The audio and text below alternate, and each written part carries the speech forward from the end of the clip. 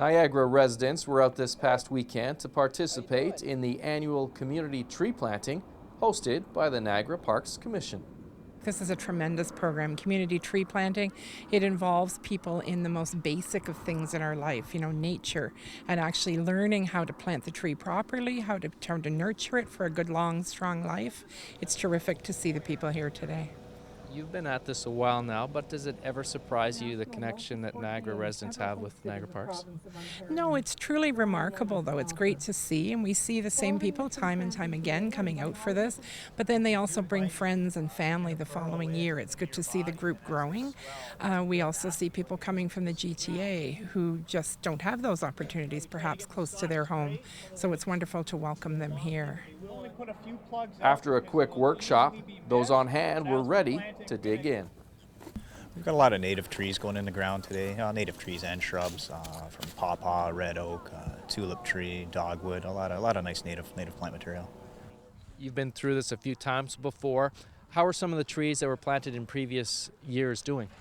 Doing quite well, actually. 3 years ago, we planted just up the road to the south, Whirlpool Corner, Whirlpool Woods area, and it helped that it was a very wet spring, and the trees have taken quite well. We have a lot of school groups that come in throughout the year too and do a lot of native tree planting, and they've really taken off quite well in the last couple of years. Forests Ontario is the main partner in the venture. The group is committed to regreening Ontario through efforts like this. Greg Greer is pleased with the ongoing relationship between Forests Ontario and the Niagara Parks Commission. You can't ask for better partners than Niagara Parks Commission because they understand the importance of tree planting.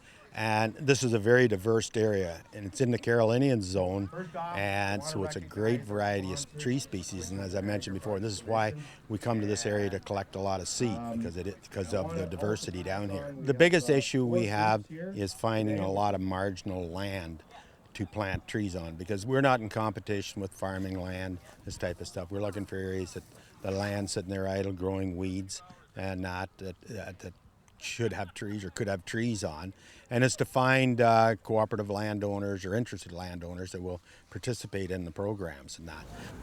500 trees will be planted today, but that is just a fraction of what the Niagara Parks Commission have planned for 2015. Like you said, 500 here, but we're looking at about 40,000 in the park this year with a large planting going on at the Legends on the Niagara complex. And a lot of this is to offset the loss. Because of our emerald ash borer, we're losing a lot of the green ash trees around. And it's predominantly filling the forest, a lot of ash trees.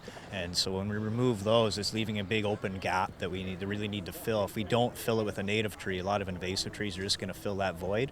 And so that's why this big push is on to reforest with native plants and keep it before we lose all this diversity, because we're in such a diverse location here, and it's a very Carolinian zone, and very small portion of Ontario has this growing ability, and we really want to exploit the ability to grow these plants. In Niagara, you're watching The Source.